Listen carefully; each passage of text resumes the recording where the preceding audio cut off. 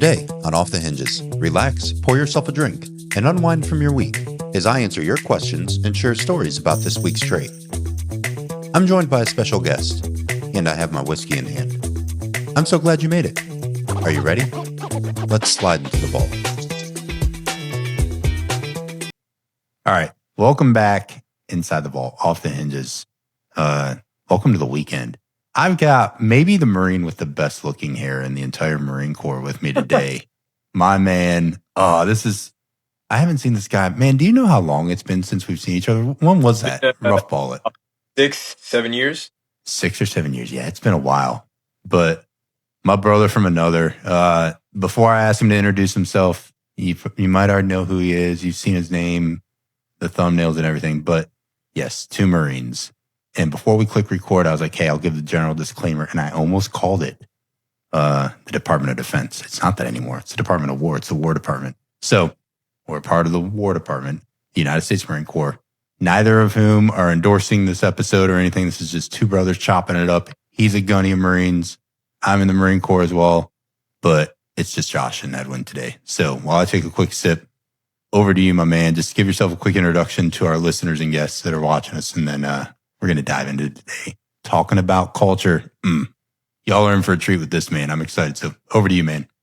All right. First of all, thank you so much for having me. This is man, what an opportunity to have you and myself and talking on this type of platform. So a little bit about myself. I won't go too crazy into it. Born in Venezuela, raised in Hilton Head Island, South Carolina. Played soccer, joined the Marine Corps. Married a beautiful, beautiful, amazing wife. I have 2 amazing kids, and I'm currently serving in the Marines in Quantico, Virginia at the basic school. And outside of the Sergeant Major of the Marine Corps, you might have the best hair. Like you are notorious, as long as I've known you, for having really, really good flow. It's still looking good. My hairline is beyond receding. It's absurd. We'll just rock with the snapback. But I don't know. Sergeant Major of the Marine Corps, if you check this out, this guy, I don't know if he gives you a run for your money. He might have you beat. I'm just going to say, this gunnery sergeant of Marines is crushing it. So I'm going to leave that one alone for now. Yeah, I saw him a little bit ago, maybe a year and a half ago. He came and I took a picture of him. I let him know. I'm like, hey, Sergeant Major, just your track, and I think I have you beat here. He agreed. He said I did. So yeah, he's a good man, and he'll call it like he sees it, and that's true. You got it going on, man. But it's so good to catch up. First of all, it's not like we talked in a while. But immediately when I hit up Edwin, I was like, hey, man, I'd love for you to come on. I just know who you are as a man. I worked with this guy a while back. Maybe we'll get into that. But when we worked together at a unit and just knowing his character, knowing his heart, knowing who he is as a family man, that's the type of person I'm so quick to want to bring on the show. And a little fun backdrop. So this guy knows my man Miles, and you guys might remember Miles Kerr. So both of these guys have similar career backgrounds. So then Miles is like, oh, you're having Oman on there. That's fantastic. So it's cool to sort of get that family reunion almost when you start touching points again. But yeah, man, this is so good. I mean, and you got to remember, Miles and I, we went to boot camp together. So he was on the deck above me. And then we graduated boot camp. I remember seeing each other. We didn't really know each other. We kind of like run into each other. Hey, man, what's going on? And then we went to SOI together. And then, yeah, we just kind of continued like our path throughout the Marine Corps together. And yeah, a brother of mine. So when I saw your guys' episode, I was fired up about that episode. It was great. Isn't that so wild to think too? Because like, isn't it just like a flash in a pan the time? You're talking about being in boot camp with Miles, and now you're both gunnies. He's out at SY West, which is where we first met. When you were out there working with the Advanced Warderman course, and I was a CO there at IULTC. And so now sort of coming back together, and you're creeping up on like, what, E8's your next rank, not that too far on the horizon? Coming up on zone or something? Oh, we're close. We're waiting. We're waiting right now. Anxious, but we're waiting. But that's wild. I mean, it's gone. So it's a flash in a pan. And what I value about this guy is you appreciate how quick things go, how fleeting the moments can be, and your priorities is, I think, as a man, but mainly as a husband and a father, are always spot on. And we were just talking. He had a little bit of time, a little bit of personal leave, a chance to take his kids to school. Man, those are the moments for me where I get up early, like early, and get my PT out of the way to where I can come back and have a cup of coffee and a breakfast with the girls before I go. Thankfully, the job now gives me a little margin where I can do those things more than I used to. But those priorities, when I see them in you, that's it's so important. And I think it's so connected to this virtue we're going to chop up today of culture, because culture can take so many different lanes. And of course, I'm going to get you to frame it and define it the way you view it.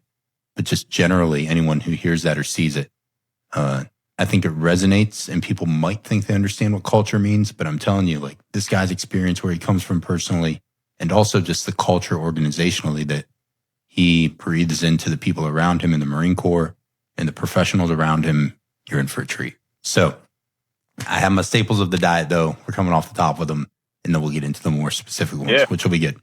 But it's, man, starting with gratitude is the only way I know how to do it. So this is my number one always. What are you thankful for this week?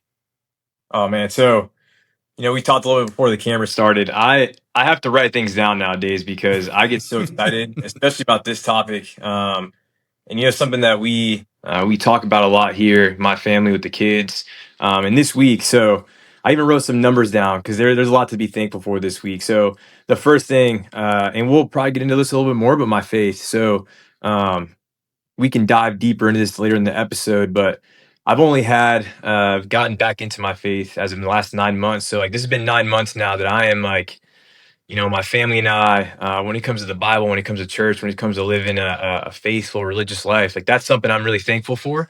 And my kids are doing the thing, and every Sunday we go to church, and it's like it's our ritual, and it is something that has transformed my life. And I won't get too deep in it because I can go all day on this one, but I'm very thankful for that piece. This is your time. You can navigate this wherever you want. I'm just facilitating, and you're driving the train, buddy. So, well, yeah. Well, we'll keep going on. I got two more dates for you.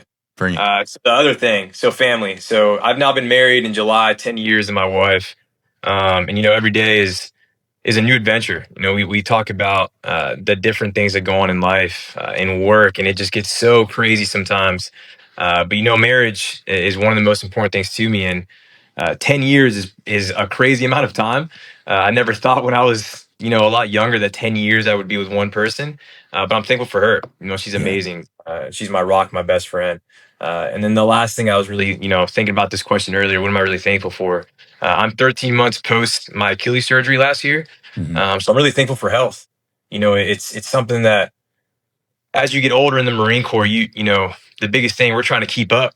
We're trying to stay with the young guys. And I remember you always talking about rucks, like, I'm doing these rucks and doing these things. But the one thing I saw you post about your CFT, and you're like, I'm still getting after it, and I'm just happy. I'm fortunate that God's blessed me with the health and the support system, because, I remember going into my final appointment before surgery, and it's like, hey, just so you know, like, it's going to come out great, but you might not be the same after this. Like, things are going to change. You're going to be a little bit slower. And I'm like, in my head, I'm like, there's no way this guy knows who I am. So that's not going to happen to me. But the last year of recovery has been insane. So I'm just really happy. I'm really thankful. And then the last thing I have is 6 years. The last time we talked was 6 years ago. And I'm just thankful that, we just crossed paths. I see you on Instagram and posting all your accomplishments. And I just happen to be like, hey, congratulations, you're crushing it. And it's like, hey, you want to hop on this podcast? I'm like, heck yeah, I want to hop on this podcast. So I'm thankful for you. I'm thankful for you as a father, as a leader. The things that you post, your daughters, I mean, you're crushing it. I mean, I see them all the time, and I showed my daughter this morning. I'm like, look at her speaking a different language. She's like, I know, I'm trying to do that too. And I'm like, so it's just so cool, man. This week has been awesome, and thinking about this podcast, and I wrote a lot of things down because I really wanted to emphasize the importance of those things. So that's what I'm thankful for this week. Man, thanks for that. Well, I'm thankful for you too, my brother. I love you guys. And yeah, I know that I've had some Marines on here, but I just think there's a special bond and a special love that Marines have for each other. And there's a special love and bond, I think, that Marine infantrymen have with each other. There's just something about our cut and our breed. And that's not to take any sort of arrogant, pompous stance. You won't get that at all from either one of us. But it's just a fact. It's a little bit different. We're just made different, and that's okay. And it is just this tight-knit family where you do pick up. It sounds very cliche, but you can go years. And it has been years since I've sat down and talked with you face to face. We shot messages, like you said, but life just explodes away from you, man. But you sit down and it's like you never missed a beat. And it can be like not with a lot of people, but I think Marines are a special breed. They will always have a special place in my heart that nobody else can fill. And specifically, amazing Marine staff non-commissioned officers like you. Like, it makes me so proud to just see the growth and the maturity that it's just a natural byproduct of continuing to put your head down, be committed, like you said, to your faith, to your family, and then just focusing on your purpose and what you're doing. And I'd echo that back to you 100-fold, man. Like, it's just really encouraging to watch you with your kids, because I think a strong husband and a strong father, that's everything to me. To see that character is amazing. So keep crushing it, my man. But I love you guys. Thank you. Yeah, absolutely. What have you been learning lately? This is fun one. All right. This is a fun one. Good one. This is a good one. Right. Yeah. So lately, so I've obviously I've been studying, like we talked about, for my bachelor of psychology. So I got 2 classes left, which one starts here in a week. But I've had a month off. So typical of me, I've had a month off, and instead of taking the month off, I took a sleep coach course. So I'm learning to become a sleep coach right now. So that's been awesome. Really learning in, like, when you think about sleep, there's a lot of different things you can go into, different avenues, but everything when it comes to nutrition, PT, everything I've learned so far is all about habits and behaviors, how to change. And literally the sleep course, I mean, it's hours and hours of video footage and classes.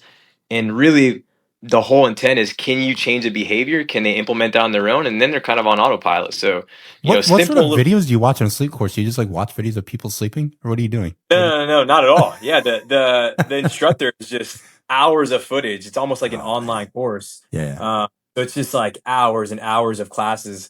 But everything, I continue to tie it back. Today we had a review, and it was literally just like, hey, these are the habits that we need them to implement. These are the things that we need them to do. And I'm like, sleep is just like nutrition. It's just like PT. It's just like life. It's just a habit, right? So that's what I've been learning right now.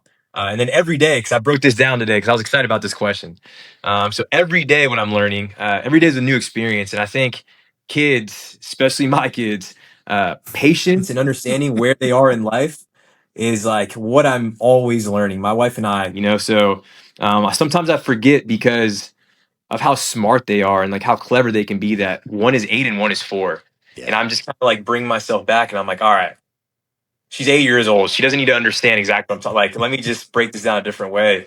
And it's just so funny. And then the last thing that I have, the most important, again, we talked about this a little bit before, is the difference and the change it has in my kids, my wife, the Marines that I coach and lead, and especially myself when it comes to consistent faith.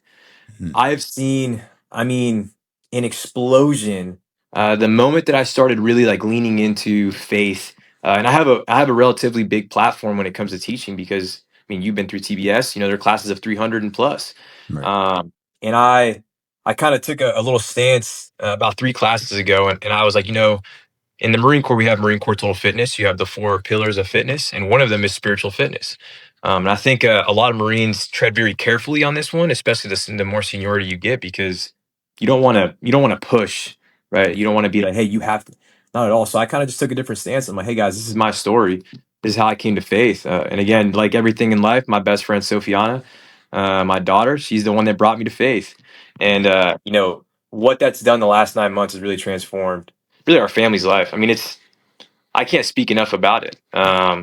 So lately, again, to answer the question, those are the 3 things I've been learning lately. Man, that's so good. Yeah, and I think it is very difficult. That's why I love these questions and I love this platform, because people can posture and debate and argue and blah, blah, blah over opinions or what they think are facts. And I'm sure you've seen this too. First of all, I love that you're studying psychology. Like when we connected on that, I was like, yo, come on. Because when I was working with you back in California years back, that's when I was getting my master's in developmental psych. And now, that's what I'm getting my PhD in, is in psych. And so it is a shared passion. And there does take a sort of weird type of person to really want to study that sort of thing. But it's fascinating. It is fascinating to actually learn some deeper truths behind things that generally people will see and observe in behaviors and patterns. But then to really deep dive that, sort of nerd out on a little bit, it can be fun. Yeah. But it is true that you can find a lot of empirical research, if you start digging into that side of things, that can almost support what seems to be both sides of the fence on certain stances. But if you share a story, that's impossible to argue with, man. And you can try and you just look like a fool. Because if you're like, hey, Josh, man, this is my story. This is what I experienced. I'm not saying that I have to regard that as truth, but it also is something that I have to regard as, well, if you're being honest with me and I trust you as a person, then that is your story. So opinions and facts, they're boiling over with debate all day long. But the moment that you can sit down with someone and get them to unpack their story, how do you fight that? How do you argue with that? So that's so cool that you take that approach with, young officers at the basic school and the people that you're there guiding through life and their young leadership journey with your experiences. Like, hey, this is my faith. This is my story. This is who I am, unabashedly, as it should be. And it's not that you're trying to coerce people to agree with you or do it your way. Yeah. But I think that transparency it's what they need as leaders. Like, own who you are in a respectful way. And then as soon as you sort of mic drop and start acting, that's when they start watching. And like, does this guy put his money where his mouth is? And then that's the real test of it, man. That's 100%. That's a test of like, are you actually applying what you say you're learning here? It's hard. And it's something really tough to talk about. And I know a lot of lieutenants. I had one recently come up. He came up and he's like, Gunny, you have this energy. Like, how do you have this energy? And I always tell him, like, hey, well, these are the things that I do. I have my faith in tune. I have my family. I have my PT, and I got my habits I do every single day. And that's the way that I kind of, without pushing anything, I'm just letting them know, like, hey, this is what I'm doing. Right. And by the example and by saying, like, hey, faith is my number one, what's going to happen is like, oh, well, maybe, man, if that's his number one, he's not saying go do the thing. He's just saying this is what he does. Right. And I show that every day. And now what happens is like, this last company, Foss Company, I just picked up, they now have Bible studies with people that have no idea, that don't have any faith, in the barracks after work.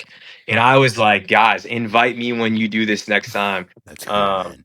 And it's starting to, it's starting a habit within them. They're ending their day with something like this, which is insane to think about, because it's something that, I think we've kind of strayed away from in culture. I mean, myself, I would be a hypocrite if I said I didn't. It's only been 9 months, but the power it has had is what makes me want to, teach and show them what I have. For the non-Marines that are listening in, give a really quick overview of like, so you said TBS, I know that's the basic school, but give a quick snapshot of like what you're physically doing. And then of course, in a few questions, we'll get to what's your story and you can unpack that however you want. But for this, just so they don't pass over and go like, ooh, what's that? Tell them where you're working and what are you specifically doing now?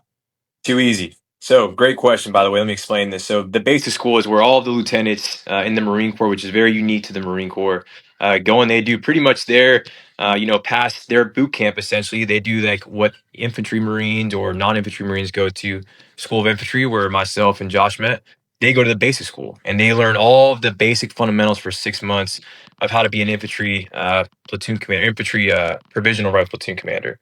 And within that, my job right now, fortunately, I was tasked to stand up a human performance program within the basic school, which has never been a thing there. They never had structure. They never had anything with nutrition.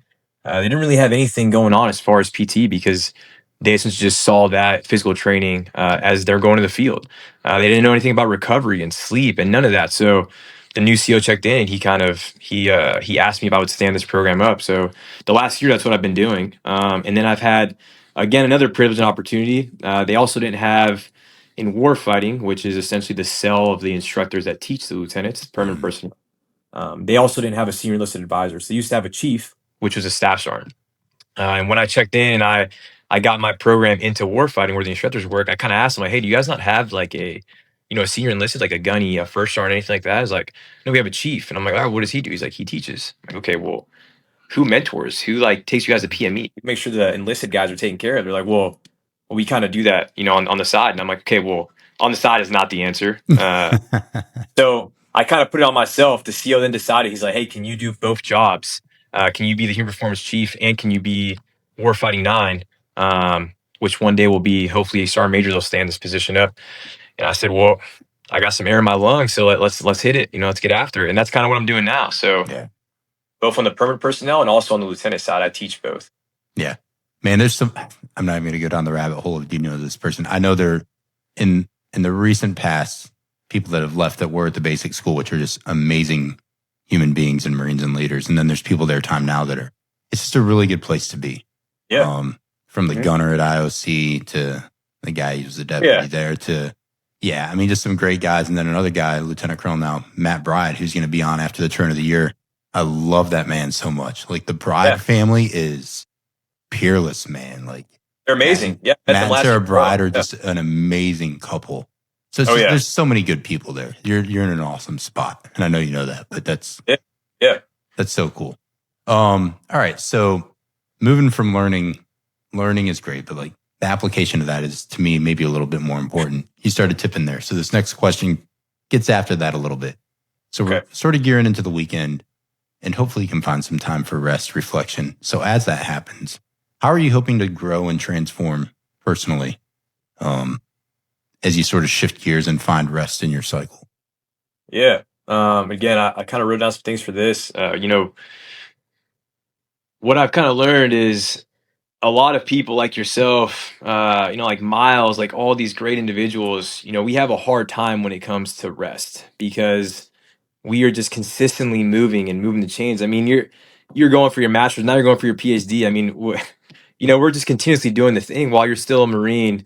So when it comes to, for me, I'm trying to find rest. And when it comes to the weekend, I think reflection is a really good word here. Reflection is something that I believe a lot of people are missing. And I'm going to get into why I think reflection is important.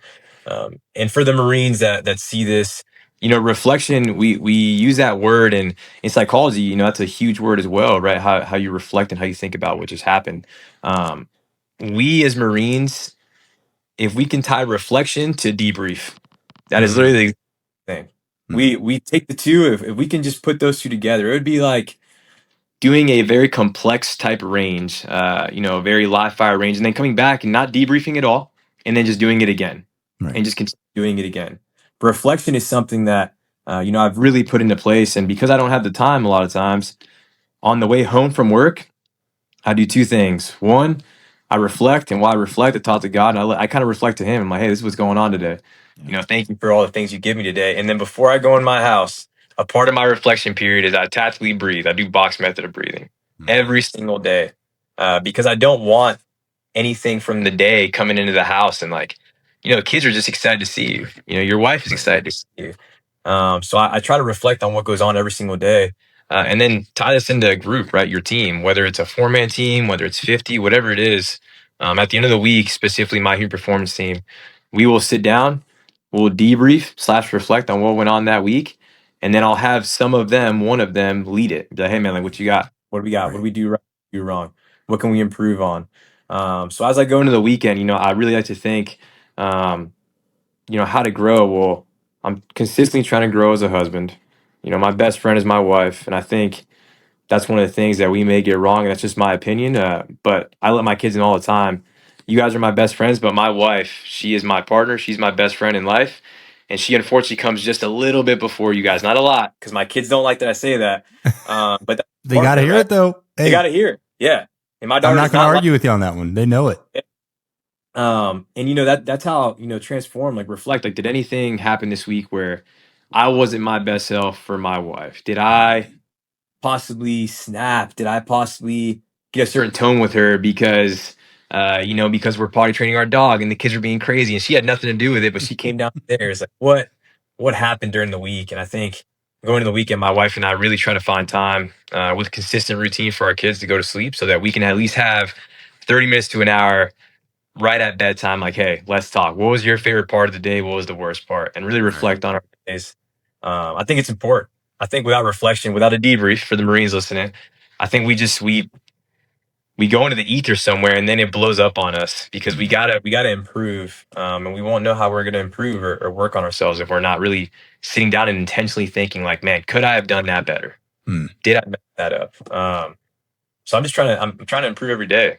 Yeah. Again, husband first, father, and then a leader. And the little things that I can do to be better. I learn all the time from podcasts like yourselves, from experiences from other people. I mean, it's great. It's so good. I'm gonna pull the thread just on a little thing you said there, which was spot on. But this is just I'll give you the lens that I just walked away with it from the other day. I think about this a lot, but I saw it case in point. I had a huge like multinational group of people that I was doing this train the trainer for new people that came into our NATO headquarters that I'm working at, this Joint Warfare Center. And there were people that have been there for, some 6 months to a year. And after a while, after they get some experience with what they're doing at this operational, this strategic level, actual true, like higher levels of warfare and planning and things. One of my colleagues and I lead this joint operations planning group leaders workshop across all these huge NATO headquarters. And so we were doing this train the trainer for some people, facilitating like methods for them. It was really great. And I talked to them about the importance of feedback, and we model that a lot. So it's not just giving them lectures and briefs. It's very interactive, very small group focused, very hands-on, active learning focused. And it's very similar to like, you could think of like the innovative instructor workshop stuff that we did back in the day with instructors, just teaching them different ways to just help people get some sticky learning through doing stuff together and tackling problems together. And at the end of it, I said, hey, as a facilitator, the most important thing you can do is apply your 2 ears and 1 mouth rule and probably listen at least twice as much as you're speaking. And then actually listen to understand what people are thinking and their perspectives, because they come with a lot of experience that you don't even know. And I said, you are generally, and I say this as like an executive coach, that's what this is foundational coaching. But I was like, you're actually a coach. You're not there to be an advisor. You're not there to be a mentor. Some of these people have more experience than you ever would. And in NATO, there's a lot of people that might be like a major or a lieutenant colonel that are pushing 60 and have like 40 years in military service. So like they're crusty in the best of ways. Like they got a lot of salt on their camis, man. So you're not really teaching that old dog new tricks. So I said, but you can ask some really thoughtful questions that unpack something for them. And I said, in reflection and feedback are key. So when you just said reflection, you talked about your wife and kids. This is where I'm going with it. Because I told them, I said, hey, you can reflect on your own. And that is good only to the point that you don't know what you don't know. So I said, reflection is a good start point for yourself. But I said the feedback piece of that, reflecting and being open to other people who have good experience, who know you, who have a shared purpose and can give insight into that and reveal some blind spots. In learning psychology, it might be like the Dunning-Kruger effect, right? So like people aren't just being arrogant when they make mistakes. They're just unskilled and unaware of it. You look at like Kolb's learning cycle, and the reflective feedback is continuous throughout from all of the 4 stages. So all of these things that are proven on how we learn psychologically, which I know you get that completely. But the reflective feedback and the feedback from external, that strategic insight is the most powerful to overcoming these learning barriers and actually showing true developmental growth, whether it's mentally, physically, spiritually. So I just love that you put that you do that with your wife and kids too, because I'm going to leave this, man, we're barely getting started and this is so good. I'm going to leave this little tidbit that my wife and I reflected together. And I shared some thoughts that I was like, I want to build some habits in our kids every morning and every evening. What do you think? So we have a family vision that we built together, which I think is an awesome task for people. Yeah. Like we have it out on our countertop on one of those little boards where you put the letters on it so the girls see it. But every morning I encourage them to do certain things, and every evening or when we get them at the end of the day at school, we ask them the same question. So it's building this habit. And then Laura and I ask a very specific thing of them randomly all the time. So the things I always challenge them with in the morning is I say, hey, daddy's going to work. I love you. I give them all a kiss and a hug. And I say, be patient, be kind, have fun, and work hard. And I say those 4 things intentionally because to me, like you said, as a man of faith, love is everything. And then if you unpack that, well, the way we believe and the way I read it, love is patient and love is kind. Those are the only action words that are associated to love. So if I just tell them to be patient and kind, it's different, but it sticks. And then I say, I want you to have fun because come on, you're a kid. And then I want you to work hard and I tell them all the time when I unpack that, like there's always going to be people that, whether it's subjectively or objectively, are faster, smarter, stronger, better looking, whatever. I said, but you can actually be the hardest worker in any room, regardless of those other things. I said, and that is what a Marano will be known for. So that's the beginning of the day. And at the end of the day, Laura and I over dinner will ask them, hey, how did you show God's grace to people today? And we choose that. And then they have to give us an answer. And I said, and you can't reach for it. So if you didn't deliberately think I'm doing this to show grace, I said, just be honest at the end of the day and be like, oh, I didn't even think of it. And I'm like, yeah, cool. No worries. Think about it tomorrow. Yeah. So it's like, it's a low stakes game, but every day that's a start and end posture. And Laura does this next thing with them so beautifully, man. She'll look at them sometime and she'll say like, hey, what is it like to experience mommy when she walks in the room? So the feedback on like, what is the vibe? And to ask a kid, it's bold. Yeah. To ask anyone that, dude. Yeah. But to ask a kid that, you get some answers, boy. Oh yeah. Honest. But if you listen to that feedback and reflection, and then you actually reflect on it and try to learn from it, it has been priceless as a parent or as a husband to actually shut up and listen to that and go like, Man. Yeah. What's it like to experience me? And I don't get to clap back. I just got to listen and go like, okay, thank you. And sometimes it's nice. Sometimes it makes you feel good. Like, oh, cool. Sometimes it stings and you're like, oof. Oh yeah. I got some work to do, boy. Man. That I love. So now we're going down a different rabbit hole here, but questioning. We can go wherever we want. I love that you do that. We do something very similar to the kids. Actually, my wife and I do it. And I learned this by trying it on Marines, by trial and error. I learned this in my psychology class, the power of questioning and being intentional. So I love that you do that because what that does is the girls, this is kind of what we talk about. And this is how I kind of brought it up in the Marine Corps is a lot of times the proper greeting of the day. Obviously, we know it's in the Marine Corps order. We're supposed to do the thing. But how intentional are we really with like a good morning? Is it just a very typical, hey, good morning, and we walk away? Now you changed a couple things, right? You changed one little thing like, hey, brother, good morning. Hey, man, real quick. Hey, I know you don't know me. I don't know you. And I'm getting them on, hey, what's the best thing that happened in your day yesterday? And usually what I get is people are like, who the F is this guy? Weird, dude. Who is he? What is he asking me? But I instantly know someone so quickly because that conversation will then just continuously go. If they tell me something bad, something good, doesn't matter. Like, man, well, what do you think you could have done different? Like, man, that's crazy. And I don't make it awkward. Like, I legit make it a conversation. So then I was like, you know what? This works with Marines. It's got to work with my kids. Yeah. So then I remember getting home and I asked my daughter. The first time I did this was probably like a year and a half ago. I asked my daughter, I'm like, hey, Soph, real quick. Hey, what was the best part of your day? And she's like, I don't know, Dad. I'm like, well, think real quick. Like, what happened? Let me tell you my best part of my day. And that continues to go to the point where now, you can frame these questions however you want, but it's better than like, hey, how was school? It was good. All right, we just move on with our day, right? Same when you come home with your wife or you come home to your husband and it's, I used to, and I'd be a culprit to say I didn't do it, but I'd be, hey, babe, how was your day? It was good.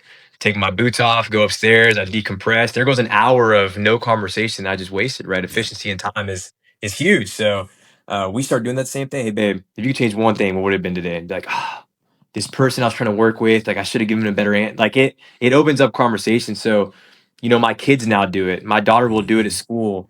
And it's just the power of questioning. Something so small that you can do. Yeah. And I do it to Marines all the time. My kids do it. My wife does. And I love that you do that because your kids, and you're right, they're not always going to be great answers. I've tried this on my daughter before.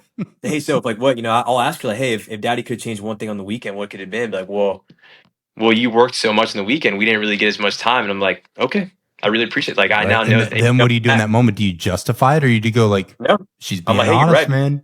Right. Hey, you know what? So next, I'm not working. This is on me. I'll be better. And she'd be like, thanks, Dad. And it'll be like, we just now reflected, we corrected, and we acted. Now it's gone. Now her and I just have powerful, man. And I love that. I love that you do that. That's awesome. And for kids, how cool is it for them to be? I think all of my children, even the maniac little 3-year-old, like they're very well spoken, very articulate with their thoughts, but that comes from speaking to them like humans, not like little baby children. Absolutely. Of course, we don't try to grow them up too fast or over mature them. That's not what I'm saying. But the way you speak to someone just shows a level of respect for them because you're speaking to me like I'm a human that can give you a thoughtful response. And we sort of demand that. And it's amazing to just watch them. They're so thoughtful in how they talk to their friends and everything, man. And it is a culture. It's a culture you breed. Come on.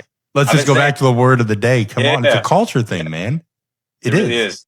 And some cultures are a lot more verbose than others. We can get into that too. You're going to get a lot more words out of Italian than a Norwegian. Mediterranean culture is what's different. It might use a little more hands, but whatever. Yeah. No, but it's great. Kids are I wouldn't have known this until I had my own kids, but man, if you empower them, if you just ask them very specific questions, open-ended questions, not like, hey, Right. what is this? No, like, hey, I know you like blue, but if we had like green, what would you do with that color? Hmm. Like, man, what I don't know. What I mean, I don't know. I guess I think it's like that just opens up their mind so much. They have so much in them. It's just, I mean, that's why I love and respect teachers so much because they have to do this. And like they have to do this with kids, Man, oh my develop them. goodness. My Which is level of why respect for teachers of young, like early to middle gosh, childhood is um, untouched. Like insane. y'all are the heroes of the world. Oh yeah, 100%. If you're actually caring to do it well. That's what I'm saying. Yeah. No, but the ones that do it well, the kids that are developed, and I see it through my daughter's eyes every year. She's like, "Man, I love this teacher because he did this. I love like I literally I'll be, and I think it's funny, social media always like, I can't believe like these teachers are getting all this stuff. I'm like, if it's Teacher Appreciation Month, week, day, my wife and I are coming with something. What do they want? You're And they're getting it. getting it because Man. I mean, it's what a hard job to do. They're not even your kids, and you're developing And it these is children. like the most important, man. It's just Oh yeah, the children and the future leaders and the future society and culture that comes out of them. It's everything. It's so important. Our next generation, I mean, it's even in our founding documents, right? For ourselves and our posterity. That was in the preamble of the Constitution. They did ordain and establish the Constitution. It's for us, but it's actually more importantly for the kid who was coming right behind us on our heels. Like that's everything we do. It's part of our oath. It's what we defend and support, and it's really precious to me. So like, I love that yeah. you do that stuff. I'm with you. Yeah. All right. So this is a really important one because we're going to transition from this into another question, and then really dive deep into the topic and the virtue for today. But before we talk about it, I think it's always helpful to hear, like, from the horse's mouth, how someone actually frames it. So, how would you define or frame this virtue or this concept of culture through the mind of Edwin Omanahernandez? Like, how do you Yeah. package this up for people? Man, great question. Again, I spent a lot of time writing this throughout. I really had to think about this because, there's different variations. We kind of talked a little bit about the virtue of culture and then more so like organizational culture, which you and I have both gone. But the way I kind of put this, defined it as more so our roots and our sense of belonging. So when we talk about a sense of belonging, I would consider culture as more of like the compass that kind of guides our values, our behaviors, our traditions. And with that, you kind of hit this already. You're in a very different area right now, and you're working with internationals, and with culture, we kind of tie this bridge. We build a bridge of connections with different experiences, which is what I love about the Marine Corps, because it's literally all it is. There is not a single unit that has the exact same culture or background in the Marine Corps. Right. So really, I found that defining it as the compass that guides our values, behaviors, and traditions. And that can go through our foods, our stories, our traditions, our rituals, whatever it is that we do. But it's just an amazing thing because in the Marine Corps, out of the Marine Corps, there's so many different cultures out there, and every one of them is so beautiful in their way. I mean, there's not one culture. It's like, man, like we're gonna get into this a little bit later, but the respect for one another's culture is just an amazing thing. Yeah. What you can learn. I mean, look at your daughter. Your daughter is fluent. I mean, she is fluent in a whole different language. It's just such a beautiful thing. I mean, and I know you guys, And that land is so cool. It's like, it's not just randomly in the US she learned it. Like, she's doing it in the land where she's not from. It just, yeah, it's so cool to watch. oh yeah, and Oh, man. that is something that's why I think culture is just such a good thing, such an inspiring thing. In the Marine Corps, every different cultural background. I mean, you talk about in an organization where you have a set mission, all of the cultural backgrounds, there's no one ever, I've never been in a unit where it's like, oh, because they're from there, like we're not gonna, you meet each other, you forget that you're a different cultural background, you're one team, and Right. then you learn about each other and like, man, this guy's from here, this gal's from here, and you become one unit. I mean, you build your own culture, we're just gonna get into later, organizationally wise, but you know, uh, it's such a beautiful thing. Like you have so many people from so many different places, so many upbringings and just rituals they bring in. I mean, on deployments in Balcatan when we were there with the Philippines, so many cool things that we saw and I was able to experience. Yeah, it's just great. It's just a great thing. I love it. Yeah, there's so much of like, so I guess the mantra or the heartbeat of what I frame up. It was part of, actually it originated just before, and I used it when we were both in the same company together, is like my enduring intent for the company was this concept of victory through hurt, but humility, identity, resilience, and teamwork. And those four foundational traits or virtues really underpin, to me, a successful culture. And I think it's in that order. It flows in that order, not just because it makes the acronym, it makes it flow, but it is like, there's so much about humility entering into that space. Like you just said, like wanting to hear from other people, or my little girl that is living in another land, speaking their language, and the humility that that forces to do it well. But then the humility that you just start getting infused into your system once you can almost become a little bit a part of that culture, and you don't lose sense of your own identity. And it takes some resilience and some teamwork to work through and be successful. But you do start with this posture of just being humble and realizing that I do bring something else, but like I really want to step into your culture. If I really want to connect, you have to step into someone else's culture fully to really learn that language, to really communicate and connect well. And that can be literal, or that can be figuratively speaking, like you said, organizationally. Like, are you humble enough to step out of your comfort zone and step into another culture, another world almost sometimes? Be open. Just being open to listen. And man, you better be humble, or you're about to be humbled. It's either one of them is going to happen. So you choose your medicine, baby, because one of those two is going to happen. So it's better to like choose humility, because if not, you're going to get smacked down real fast and realize what you don't know. But when you step in and go like, ooh, I want to learn, and you're curious and all of these things, it's just like, it's really empowering to people, to teams, to cultures. It's really important to let people know, like, I see you differently, and I wouldn't want to change a thing, because that's what makes us so cool. But man, that's so good. This next question, I got to give you the framework for why I asked this question, because you talked to me about how you asked your daughter certain things, or like, what was the best part of your day, or what's those sort of questions. My dad used to always ask this of people, and I always want to put it right before we dive into the more content related for the virtue, because man, and I know you appreciate this as a psychology dude too, when you ask someone this question I'm about to ask you, and then you don't frame it for them at all, you give them a blank canvas and whatever paint they want to use, and you listen, you can hear some cool stuff about people. And he used to meet people, he'd be like, hey, I'm Joe, what's your name? He'd shake their hand, give them a firm handshake, a warm smile, and he'd be like, man, it's so nice to meet you.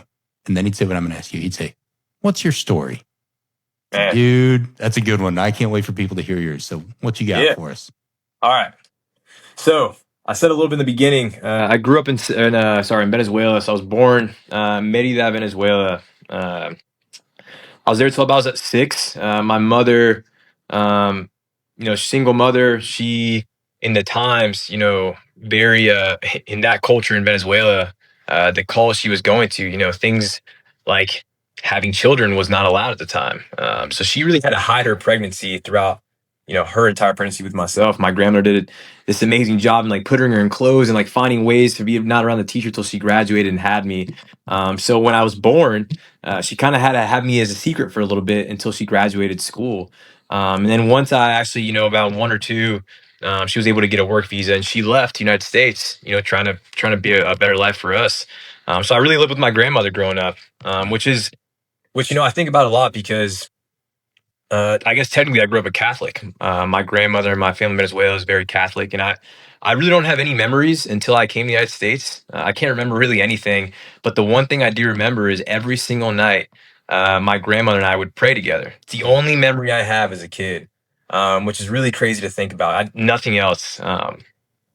But fast forward, my mother ended up getting a job, got a house for us, a little apartment in Hilton Head, South Carolina. She flew me out with a relative.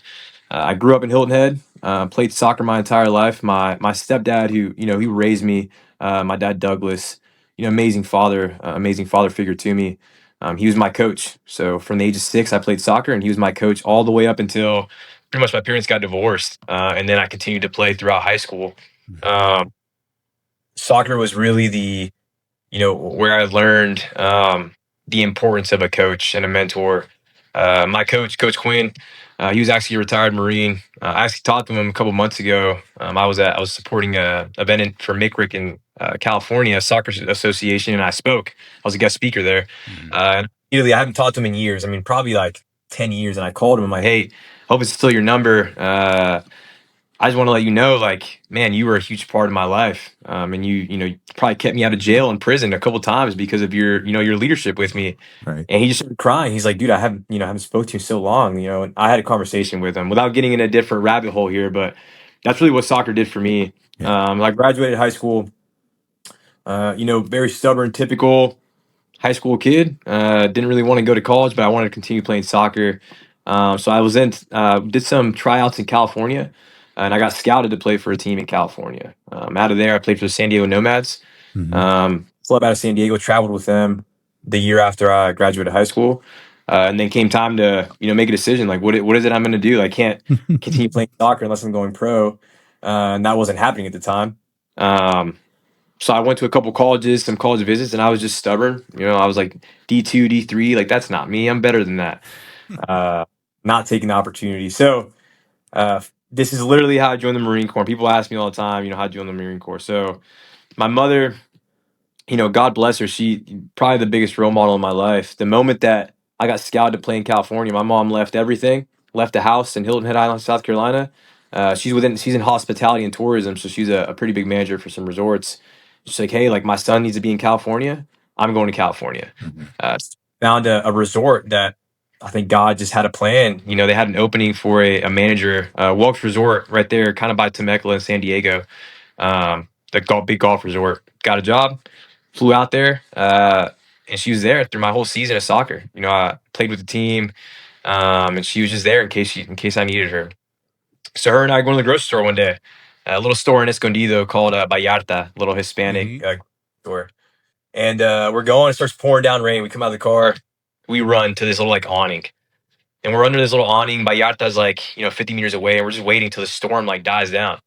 And I swear I'm not making this up. We turn around and there's literally Air Force, Navy, Marine Corps signs behind under the awning. I can't make this up. And That's so good. I never, it wasn't like, I grew up like thinking I want to be a Marine. I had no clue. I saw, the commercials with the dragons and all, fighting the dragons off when we were younger. Whatever. So we walk in, and the only thing my mom knew about the Marine Corps was, they look really nice in blues uniform. That's usually what the uniform, the commercial are. Blues. That's a fact, Jack. Yeah. We're the best uniform in all the military forces, hands down. And she's like, you could wear the uniform. You'll look really clean. And I'm like, sure. I mean, I don't even know what they do. She's like, don't worry about it. She has no clue what's in my brain, because the only thing I know I've ever heard about the Marine Corps is, well, the Marines are the first ones in, so they're going to war. And I'm like, I guess my mom wants me to go to war. We were not communicating. Right. I was not studying psychology at the time, so I did not get what she was trying to do. I walk in, the recruiter sees me, soaking wet. He's like, "What's up, man?" I'm like, "Honestly, I'm just trying to stay out of the rain." And my mom's like, "Oh no, my son, he wants to join the Marines." He's like, and the guy's looking at me like, "This is a gold mine, easy, Right. He's like, "Hey, hop up in that pull bar, see how many pulls you can do." I think I did like 8. Played soccer, so like I had a lot of good endurance, but like I wasn't anything too strong. He's like, "Hey man, that's great. Hey man, how about you come back tomorrow?" And I was like, "Sure." I come back and the process started, and it just continued to roll. And I'm like, all right, Mom, I guess I'm joining the Marines. She's like, oh, I'm so happy. And I'll never forget the day that I graduated boot camp out of MCRD San Diego. My mom's there at the graduation, and she's like, oh my God, she never really asked like, what is it I'm doing? She didn't know there were like jobs to the Marine Corps. And when I asked, he's like, hey, what do you want to do? I'm like, well, I mean, I'll be an infantry guy. I got infantry. He's like, all right, I got you. I got a boat. It wasn't until about 3 days before I went to boot camp, he tried to call me. He's like, hey man, I got this cool new MOS, a new job. It's called motor transportation. You'll do some really cool stuff. You can leave tomorrow. And I'm like, what is it? I have no clue. I don't even know, there's anything else other than infantry. And he sends me a video of some HIMARS, and I'm like, man, it's pretty cool, right? Like, motor T, got it. And not motor T at all, we got it. And What a recruiter. Yeah, typical recruiter, right? It's funny because I have a lot of recruiting buddies now. We love you recruiters, but you pulling some shady stuff to get people to sign that line, baby. Hey, but I was like, hey, no, I'm good. I'll just do the infantry thing. Yeah. I graduated boot camp. my mom, she's there. She's like, hey, like I never asked, like what is you're doing? I'm like, well, I'm in infantry. Mhm. And she's like, oh, like what is that? And I'm like, I'm trying to explain to her. I'm like, well, we have guns and like we're probably gonna go to war. And she's like, what? I just what? And she's like flabbergasted, has no clue that like she's the one that told me to do this thing. Mom, you're the one that pushed me into it. Come on. Yeah, she's the one that she's like, you'll look nice. I'm like, I guess I'll do it if you want me to, sure. Yeah. So fast forward, I graduate, I go to SOI. At this point, SOI was a little bit different than it is now. So School of Infantry. I go to Infantry Training Battalion with Bravo Company, and I'm there. And this is when it was still a month of O3XX. So just at regular O3, you're doing the basics, the fundamentals, and then you go to the split, which is where you go your separate MOS. And I remember, getting selected to do the guide thing. And I was like, cool, I'll do this thing, whatever. And we go to the split, and they're like, hey, who wants to be you, this and that? And I'll never forget Sergeant Savage. Literally, I'll never forget him. He was my ITB mortarman instructor. If he's out there, wherever you are, you're the man. He came up to me. He's like, hey, Omana, hey, you're going to be a mortarman. And I was like, Sergeant, I don't know what that is. He's like, don't you worry about it, man. You're going to come with me. And I'm like, got it. But because the example that he set, just the individual and like the aura this guy had, I'm like, whatever he's doing, I want to do. Yep. And I literally had no clue what mortarman was until like I remember picking out the sights at the armory. I'm like, I don't know what this thing is, this magician, this magic. And we start messing. Then we got the guns, and I'm like, all right, I guess I'm a mortarman. Graduate that, and then head to the bus, 29 Palms. Still at this point, my career is still like I have no clue. Like you get on the bus. Sergeant Gonzalez, who's still a really good friend of mine, Ronnie. He was a sergeant that picked us up on the bus. He told us, he's like, hey man, who wants to be in 81s? Who wants to be in 60s? And I'll never forget. Sergeant Savage like, hey man, if you become a mortarman, you want to be 81s. You want to be in weapons. And I was like, I tapped my buddy who's sleeping. I'm like, hey Salinas, hey, we're gonna be 81. We just raised our hand, 81s. Got it. He's like, you guys are going 81s. You guys are going to 60s. Got it. We get dropped off. And that's where my career starts in 17 weapons company. I deployed with them in 2014 to Helmand Province. I was a bomb dog handler, so I kind of attached to different platoons as that piece, and then came back. Then went to advanced mortarman course as a student. Get back, and then we deployed to Iraq. Attached to Bayer Company with a section of 81s, and then really just did the BC thing on the flight line. Had an 81s mortar position set up in Iraq and Al Qaeda. Came back from there, decided, hey, I want to do this thing some more. Right before that, actually, backtrack, when I was at AMC, my wife and I rekindled what we had in high school. She's probably going to watch this, but at this point, I never really had social media, but my buddies, they convinced me, hey, this is when like Snapchat was big. This is, 11 years ago now. And I was like, hey, you got to get a Snapchat, man. I'm like, I don't know. Well, she ends up, because the numbers like give you the contact of whatever individual. Yeah.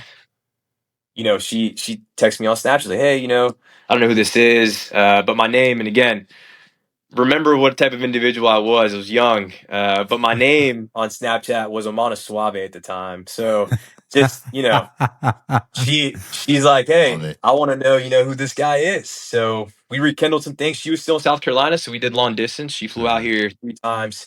And then before I went to Iraq, statistic of a Marine, we go to Vegas, we get married, had a great time. And fast forward, the marriage, 10 years later, we're still together, beautiful wife. Yeah.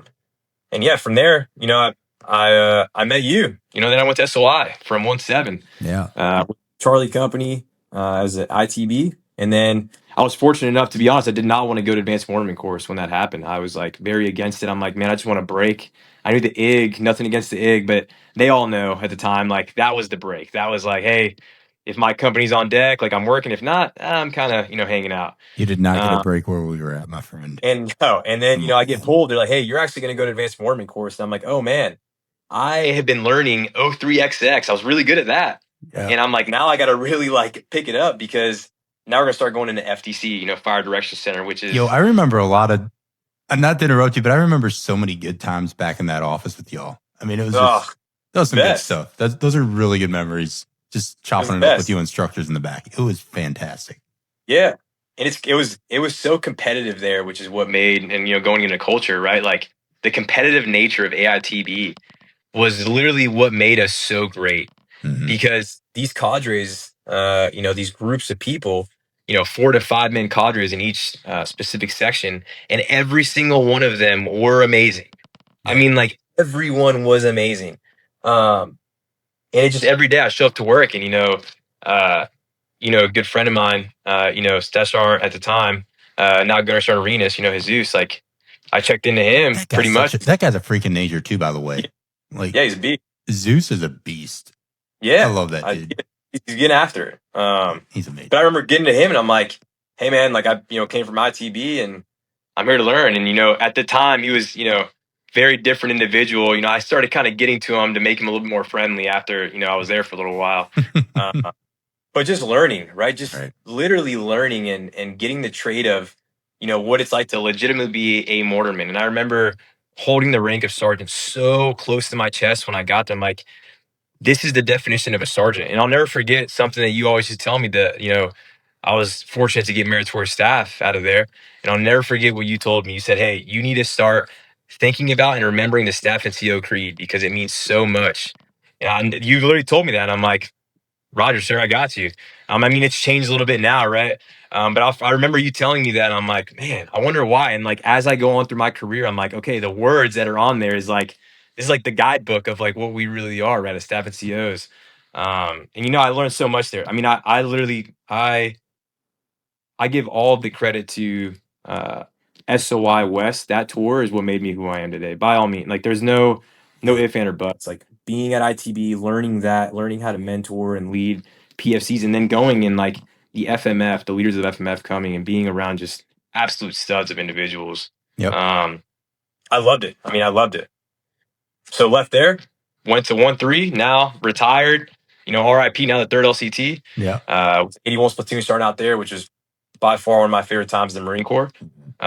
Came back, and then I not downgraded, but per the Marine Corps construct, then I was the first staff sergeant in the experimental battalion of the third LCT to take over as a staff sergeant squad leader, which was just, we want to talk about humility. I mean, that was one of the most humbling times in my life. Yeah. I'll never forget. We took over, and I went to the CP, the company office, and I remember they were having a meeting. It was all staff sergeants, gunnies up there, and they're, hey, if you're a squad leader, you guys can go ahead and go with your guys. And I was like, well, I'm a staff. I'm not going to be part of the meeting. He's like, no, man, you're good. Go train your guys. And I'm like, it took me back. I'm like, wait, I just had 58 Marines, and now I have 15, and you're telling me I can't be a part of this meeting? Like it took me back. So I remember calling my wife, and I'm like, babe, I must be losing my mind right now. Like, is this for real right now?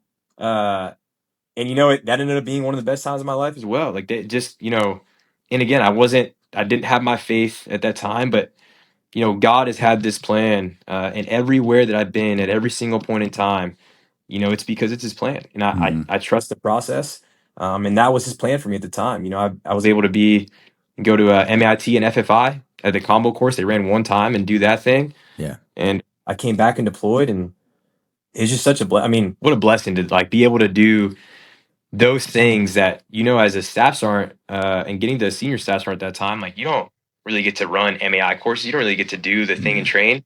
But I was a squad leader, so like, Yeah. my guys love to fight. I did for those listening that aren't military. So that's the martial arts instructor trainer, and then the force fitness instructor, which isn't a random blip on the map, because now you as like human performance chief and things you're doing with fitness, like that is sort of a neat little just slip right into the role you're doing now. So all of these things are just blowing up doors for you.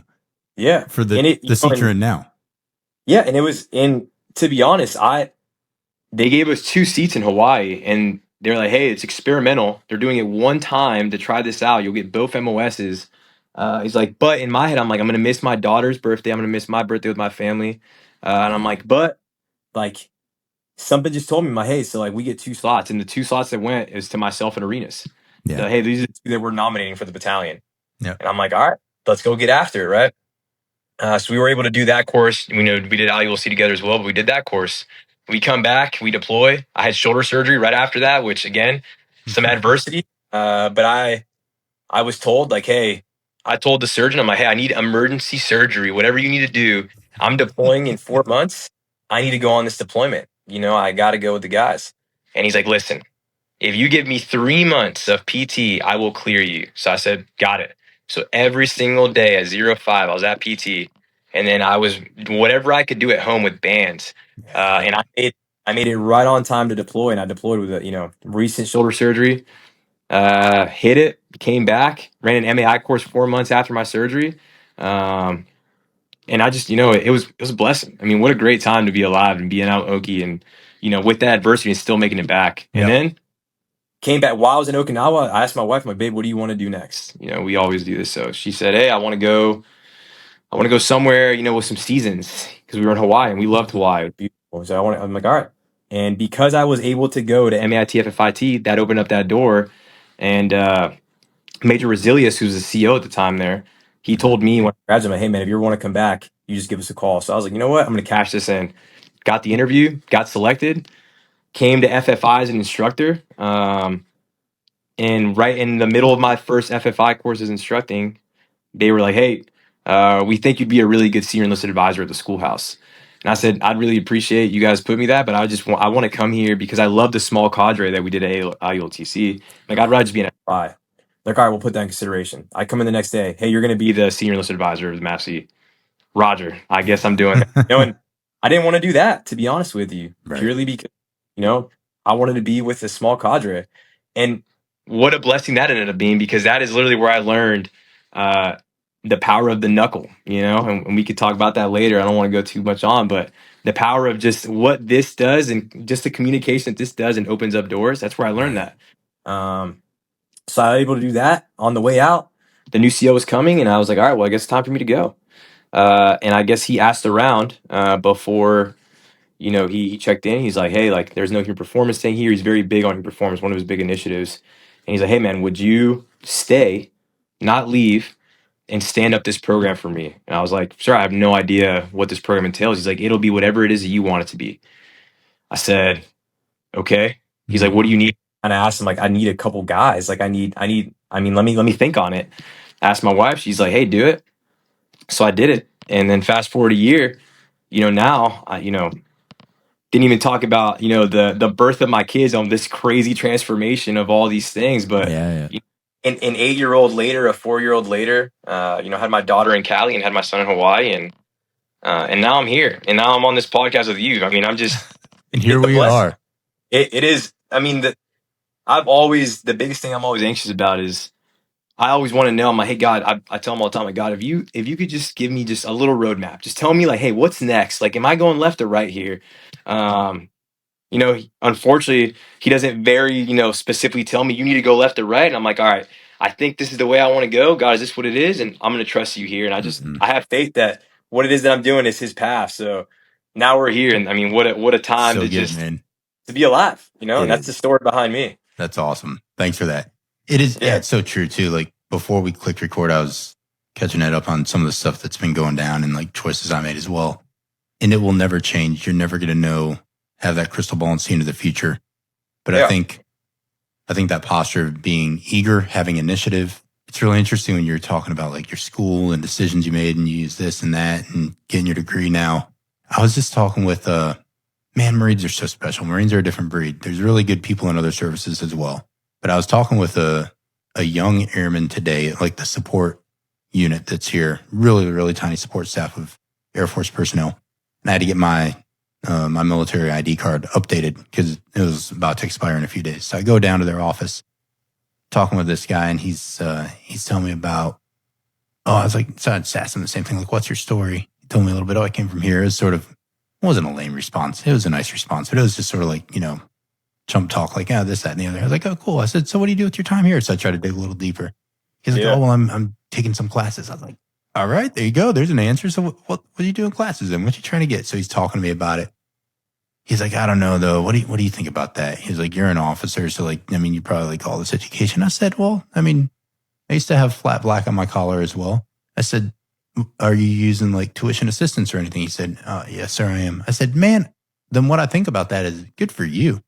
I was like, yeah. And so for military people, like if you're a young military person and you're not using that, come on. You don't have to use it for a big degree, but just take some money and invest it in your learning and development and doing something. It doesn't have to be necessarily something intimidating, just something that you would be like, man, if I pass this up and I didn't try my hand at this, would I look back and regret it? So that's sort of what he's doing. He's like, I just thought I'd try to get a degree in this. And so I'm going for it. I said, are you enjoying it? He said, actually, I really am. I was like, well, Yeah. I said, there you go, man. I said, that's awesome. He's like, really? I said, yeah, really. I was like, who cares what it's in? I said, if that's what you want to do and you have an opportunity and you walk through that door, I said, that's a good choice. I was like, what bad comes of that choice? And then if you find out you don't want to do it, now you learned how you decide and make decisions and you've walked through that process a little bit better. And that's called maturity and growing up. And he's like, Yeah. oh, but it's so funny, man. He's like, he was so excited. And I saw like all these, like a few Air Force people around him. And I could almost sense that he hasn't had that type of conversation, even with people he stands at a desk next to all day long, right? Yeah. So I say that because like these level of conversations that come really naturally for us as Marines to have with each other, it's special. And it can exist in other cultures as well. But I think culturally, the response to that question I asked you of like, what's your story? I just love it. You're just like, from the word go, you're like, all right, man, here we go. And it's just like a fully automatic weapon, just packed with so much goodness, man. That's so cool. Yeah. And that's not even like the little hidden movements of what happened. That's of course it's not. 1,000 level of view, right? But of course it's not. it's just such it's a great question. What's your story? Yeah. So this next one, I think this is really, you tipped a little bit of the hat into where you come from and your origin in Venezuela, but what have you maybe and or your family done to help you remember or retain or pass on the really important special parts of your culture or your origin? How do you do that in your family and in your life? Yeah, no, that's a great question. As simple put it, my wife is really the one that kind of holds this down for the family. I'm honestly, I'm pretty bad sometimes about, finding time in the busy schedule with the kids' schedule and the sports to try to contact the family. But I think the best way that we do it is social media and really like the different platforms like iPads and phones have really made it easy for my kids to talk to the family. That's the best way right now that, my whole dad's side of the family is in Venezuela, and, they talk all the time, my sister, and they love it. And then obviously, my wife and I, as much as I can try to speak Spanish to the kids, which again, I don't do as well as I should, but the kids are so clever and they catch on to me talking and they ask questions. And foods that we have, right? Specifically to my culture, arepas and these places called like pabellon that are amazing. And the kids know those things and sharing that with them, like, hey, this is a part of your culture. And my daughter literally left the house a little bit ago to dance. And she's like, Dad, I'm so fired up about tomorrow. And I'm like, why, what's up? She's like, tomorrow, she volunteered for Hispanic Heritage Month to do the announcement in the morning. So she's going to count to 5 in Spanish, and then she's going to do the Pledge of Allegiance to the school. And she's so excited about it. And I was just seeing her. So I was like, man, this is going to be great. So her teacher's going to record it for my wife and I because they do it live. And yeah, just doing little things like that, showing them, and on my wife's side as well, right? My wife, grew up in Missouri, very Southern family. So anything from the Southern culture that they have here, hospitality. My daughter really, gets that from my wife. She wants to please, wants to, do things for people. She's just so smart and so beautiful. And she really gets that from that side. So I think combining the two, but really my kids love to talk to family, and that's like what really ingrains, how much they see from both sides of the family, both the Hispanic culture and also the Southern culture, which is great. I'll always love that she does that and my son does that. So it's great. That's fantastic. Yeah, isn't it? It's interesting that you were talking about the food, because I just feel like, in my mind, coming from a grandpa who immigrated here from Italy, then it had a huge influence on why I joined the military. He was in the Navy in World War II, made it to the rank of chief, was in the Pacific Island campaign. Like, just fascinating, very quiet, professional man, like such a great grandpa. But just his story, and it was fascinating what you could hear of it. But I feel like he told most of the story of his Italian culture and heritage through cooking and making meals. So like making lasagna. Yeah. So man, it's like the love language of food that is just culturally true and authentic is, I don't think there's a quicker way to bring people together than to sit down and break bread proverbially and have a meal that is true to that culture, and then just have conversation over a dinner table with people. That is, man, that bridges all gaps. That like Amazing, having right? opening up your heart to people, it's pure love. And Oh yeah, it's such an important thing. That's why I think in the family culture for us, like as much as we can, sitting down, having meals at a table together, it is paramount above everything else. And it's such a lost art. Sometimes people feel like they're too busy or they don't have time for it. Like make the time to do it. If you don't, at least one meal a day, at least dinner, like make time to sit down and ask those questions for the yep, listeners of like your kids, of your wife, spend it as a family unit, make meals together, let them get involved in making the meals, let them get involved with trying their hand at the spices or whatever. Like the love that that infuses and can be shared through a language of food. I haven't found anything that rivals it, man. It's fascinating to watch that cross-cultural communication that happens in the kitchen. It's oh just, yeah. it's so good. Well, because they're gonna ask questions like, "Oh, what is this? Like, oh, what do you put in Right. this?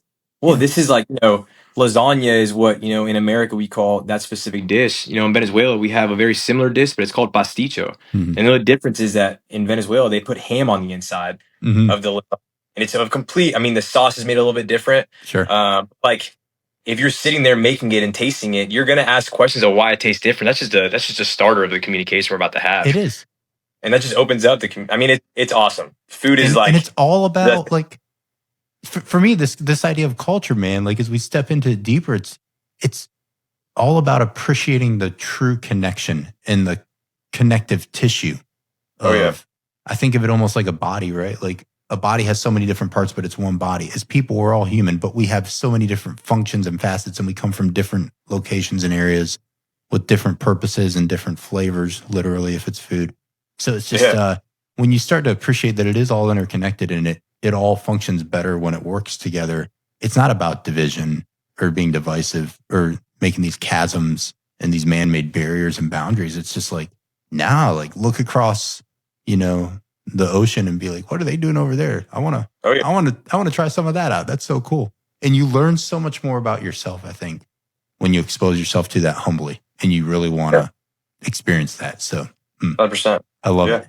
So now we're going to tip a little bit into the Marine Corps side of things because you already went down that rabbit hole. So we're going to keep it there for a second. When you think about Marines specifically, and then communities within that you've served with, what are some of the unseen daily habits or shared moments that you find have quietly built culture? And I would mean like the ones that move beyond like a brief or a written manual or a trait, like actively defining culture the way you've seen it in the Marine Corps for who you are together. What does that look like to you?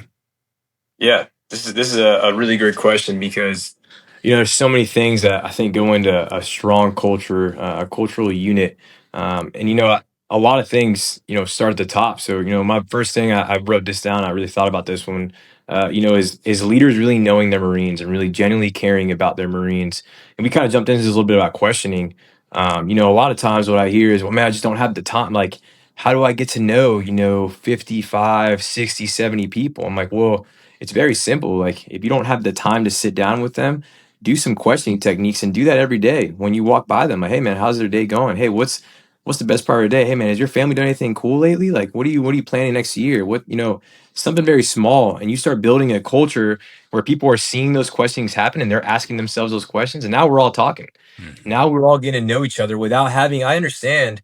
I'd be a hypocrite to say I have an hour for everyone in the day. I don't. It doesn't happen. But what I do have is as I'm walking by someone, I can split 3, 5, 6 minutes real quick to really just ask a question and have a conversation to then open that up to someone else. So I Wow. think the culture really starts at the top with the leaders. If we can find a way, and that it's also like a very indirect way of mentoring. Like and then what ends up happening is like, hey man, I actually, I like when he's asking these questions. He's actually genuine. He's the only one that does this. Hey, they'll come to you, hey, can you like mentor me? Mhm. Which right now I'm currently mentoring 5 guys, and 4 guys, 1 female, and they're not even in my section, which is amazing. That's fantastic. That just happens from we just don't ask enough. Like, how are you doing? Like, not how's work? Not no. How are you doing? we don't ask that question enough and really intentionally listen. So I I'm think, going to interrupt you because you're going to please. appreciate this one. So the how are you doing piece. This is a really fascinating thing about Norwegian culture that I didn't Okay. learn until we moved here. So the Norwegian literal translation for that is you say "Hvordan går det." It means like how are you. But Okay. the interesting Okay. "Hvordan går det." But the interesting thing is you don't. It's very culturally weird and not really even acceptable to just walk by someone and say "Hvordan går det." So like in the U.S., you would walk by someone and be like, "Hey, how you doing?" Here, Yeah. if you ask that question and you either don't know the person or you aren't willing to sit down and like listen. So it's actually intended to be culturally a question where I sit down and I go into receive mode. Okay. And if you just in passing ask that, you are going to get some really weird looks. And they're just, because I remember as I was trying to learn a few words when we first moved here and I went over and I'd already met my neighbor and talked with him a few times and he's a fantastic man, like such a great family. And Oystein goes, and I asked him, I said, "Oh, hi, Oystein." I said, "Hvordan går det?" And it was just sort of like in passing. He knew that I was out working and he was. He said, "Let me tell you something, man." He's like, "We don't really say that." He's like, "Yes." He said, "Yes, literally, that means how are you doing?" And I understand where it comes from. And he's really good at English. He said, "But you don't ask that like an in passing thing." And I said, "No, I really am curious how you're doing." He's like, "No, I didn't say you were being insincere. I'm just telling you that's not culturally how we use that phrase."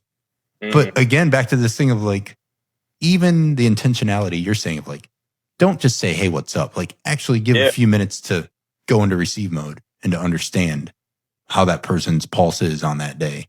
And in the Norwegian culture, they're really good about that. So it's like, even learning another language and another phraseology was like, okay, it made you appreciate like not just flippantly in passing saying, "Hey, how you doing?" and not really trying to understand how they're actually doing.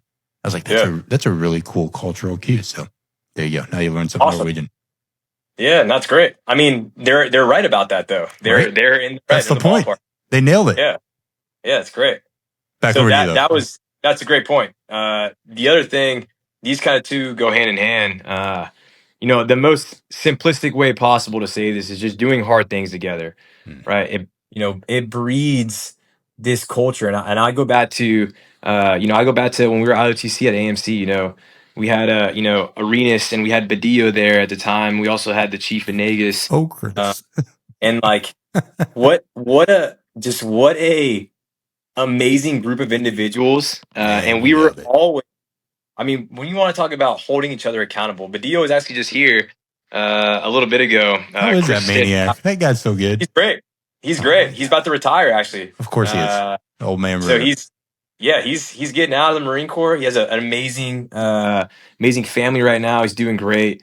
But I remember, Badillo and Arenas, and we would consistently, I mean, it never failed. If we messed something up in the field on a live fire, like if we called for fire a weird way, if we didn't do a line specifically that we were supposed to do on a board, I mean, we would hold each other accountable ruthlessly. And that built a culture there that was like, we all knew like we respected each other, but man, did we challenge each other.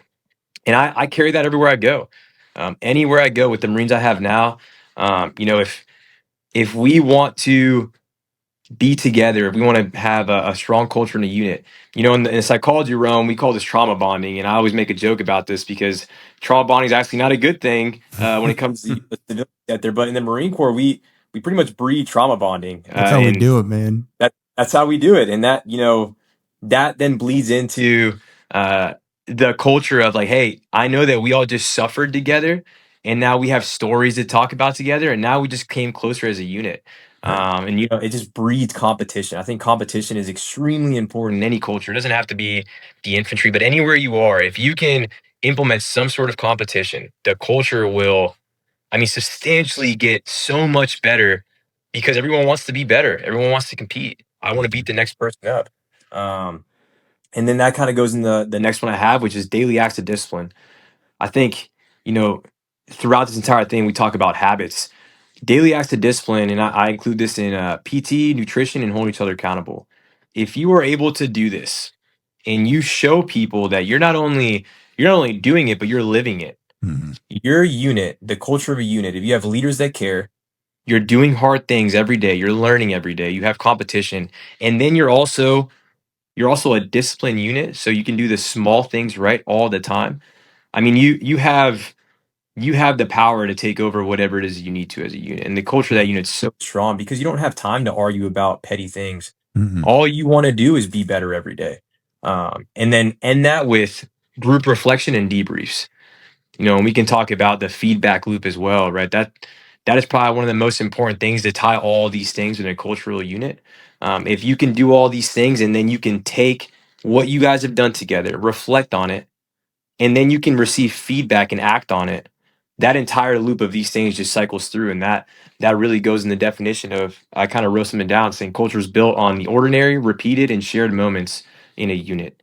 Yep. And that's kind of how I see that piece when it comes to organizational culture, which again, it's so important. And I mean, as high as you want up the chain of command, they believe that culture in a unit, when they walk into a unit, a commander will be able to tell what they need to know by the culture of that unit. Say So that kind of, again, because now hopefully I got some Marines that were like, oh man, he just said something.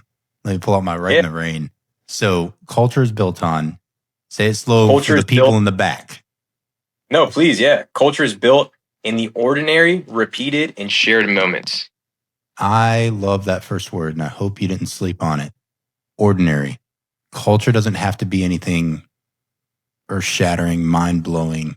No, not at You are all. building your culture in the maybe what you would consider the everyday mundane. Well, you are just mundanely building exactly the culture you are going to live in. So, Exactly. what are those Yeah. ordinary, to us, it might be like ordinary run of the mill habits, but then externally, it's not ordinary if they're not a part of that culture. It becomes something that stands out because it's what you're always doing. You're Oh, yeah. repeating it. It's the first thing people vibe on. What is that like? Like I asked my little girls, what is it like to experience dad? As a culture, as a unit, you could ask external units, like you said, 1-7, hey, what is it like to experience 1-7 out in the stumps, or 2-7 havoc or whatever, right? So like you could go down that wormhole, and then if you listen as a team, and that can change with different leadership. Commanders might influence that culture differently. It does take a different heartbeat based on who's at the helm of it. But yeah, if I was to call people up and ask them like, hey, what's the culture of this, human performance type thing? And Oh, yeah. the good old gunnery sergeant Omanahernandez is running. What's that culture like with his team? And you weren't allowed to answer it. Like, what are those ordinary repeated habits you're pumping out through your team? That's important, man. I hope y'all didn't miss that, because it's not always rocket science. It is just the discipline. That's such a perfect word for culture. Like, what are you disciplining yourself to that's aligned to your vision and your values, that is really driving all of your action and communication? That's it. Yeah. That's just daily acts of discipline. Oh, man.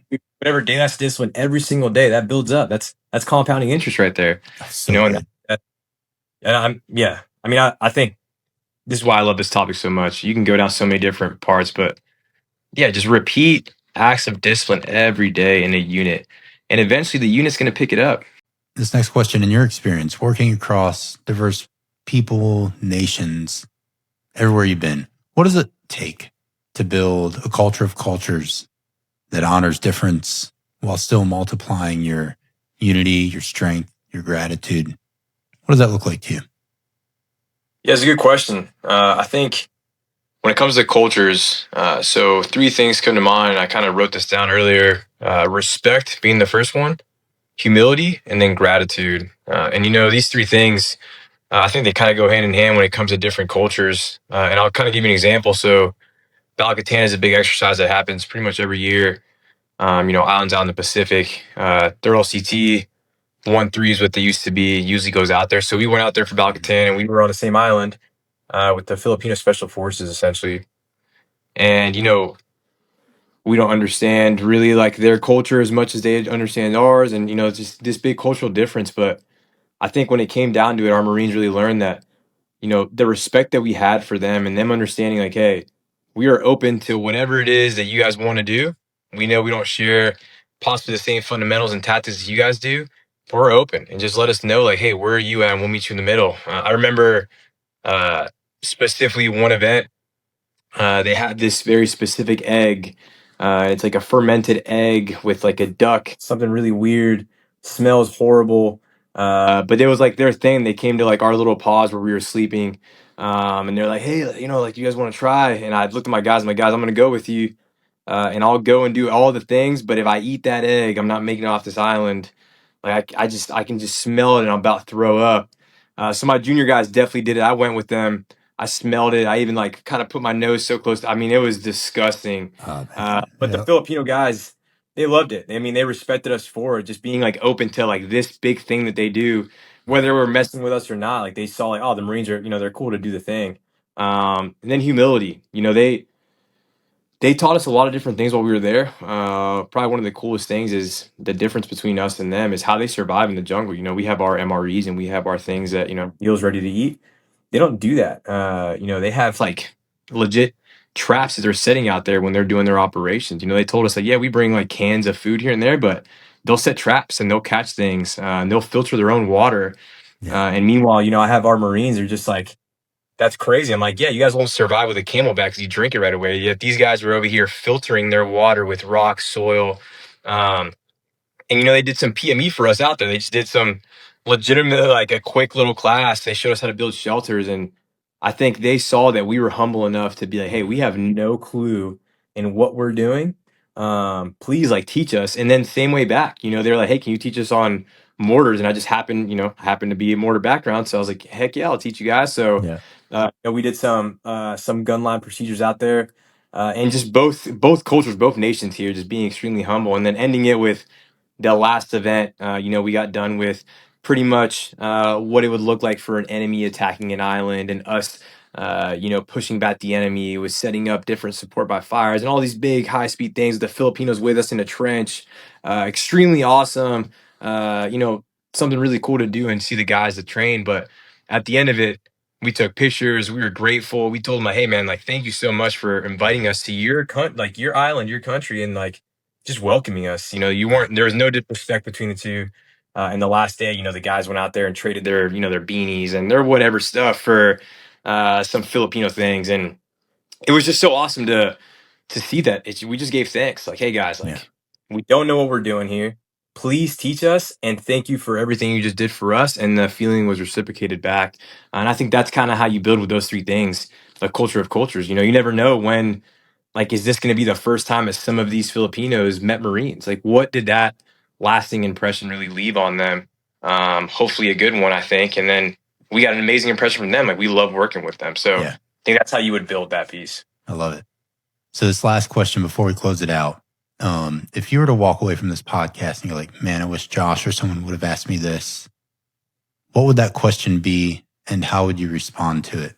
Or if it's not a question, if it's just a final thought that you want to leave or a final, like imparting some insight or words of wisdom from your experience, especially around this topic of culture, what would that be? What do you have for us?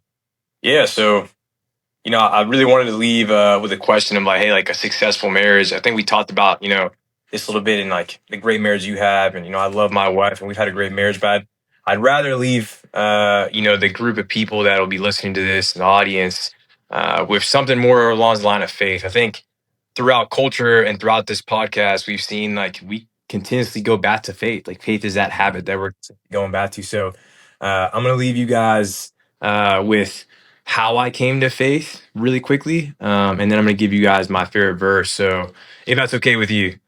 Absolutely.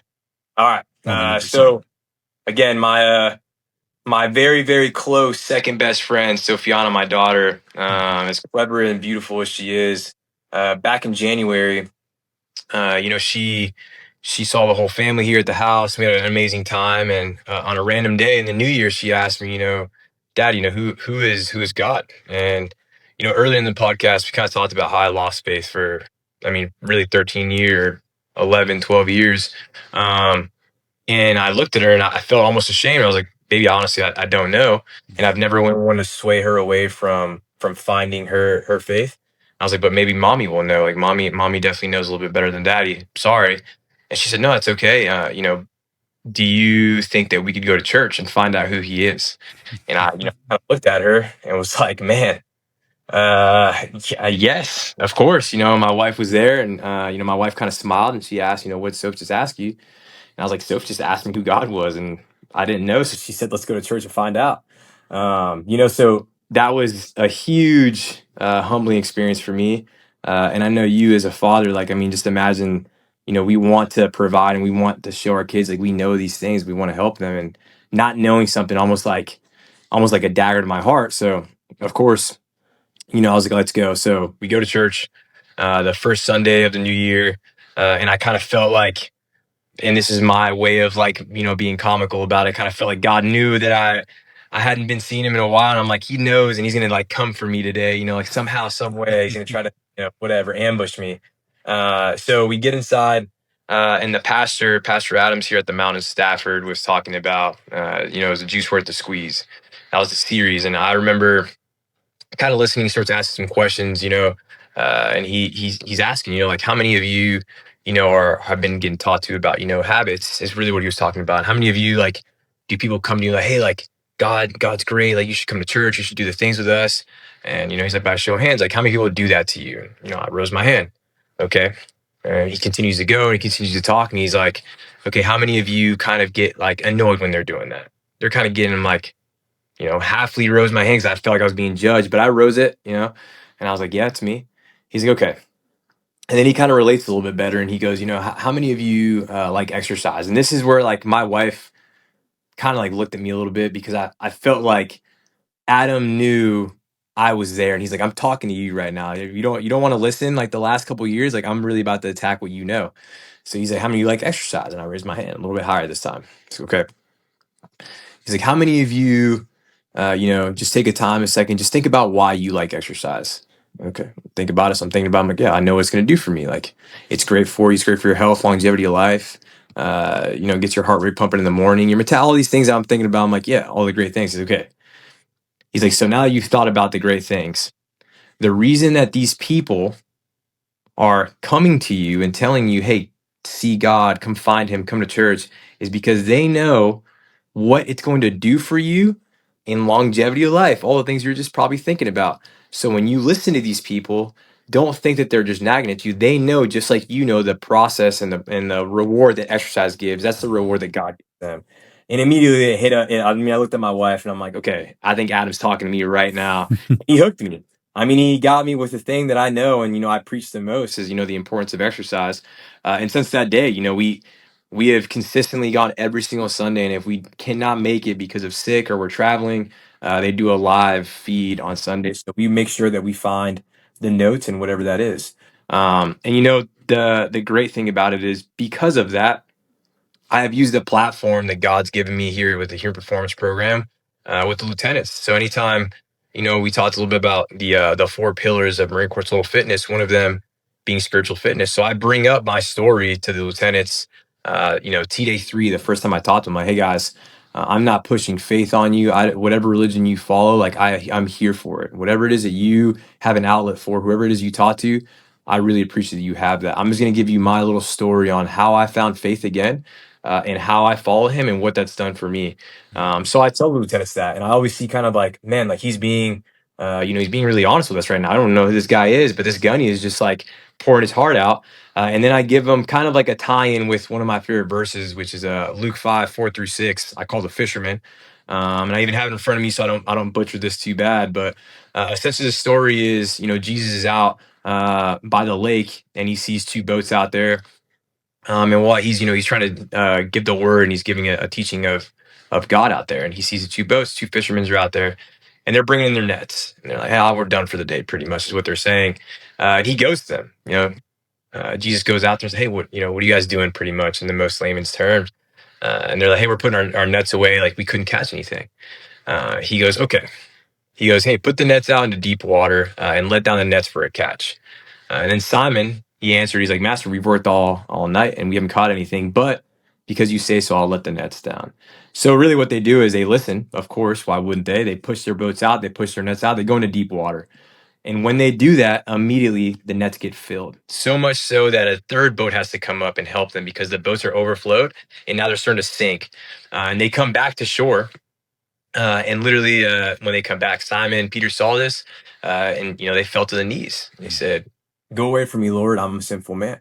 And Jesus, being the man that he is, He says, don't be afraid. From now on, you will fish for people. And really, what I get out of this verse, there's so many different rabbit holes you can go down here, different approaches. What I told the lieutenant is like, hey, understand that you just need one person in life, whether that's you, someone else, whether that's God, whoever it is that's talking to you. You may find yourself in a spot where you're comfortable, and we find ourselves a lot in a comfortable position. Just think about what could happen if you go to deep water, and your deep water could go start into fitness. Your deep water could go, I could start reading. Your deep water could go, I can be faithful in my marriage. Your deep water can go, I can be a better husband, a better father, better mother. Whatever that deep water is for you to challenge yourself.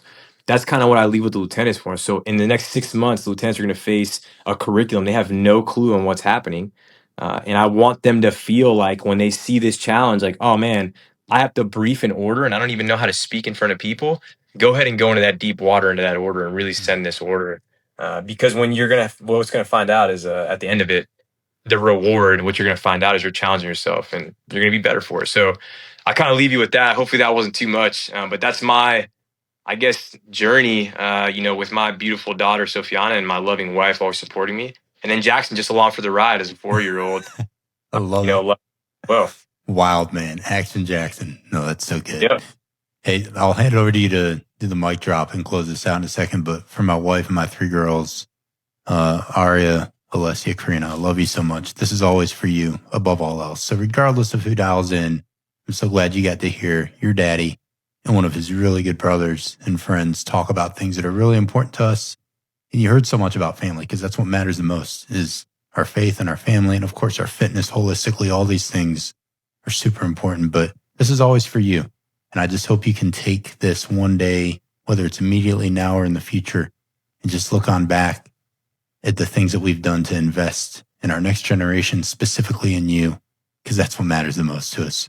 So, man, I'm so thankful that you were here today, and over to you to close this out before we head on out of here. Man, all I can say is you're the best. You're crushing it. The platform you have is amazing. You're an amazing father, a husband, a Marine, a leader. I remember everything you did for us, your leadership at IOTC. And man, if no one's telling you right now, I'm telling you, I'm so thankful for you. I'm thankful to God who gave this opportunity. And really, I'm looking forward to continuing to follow you and all your endeavors.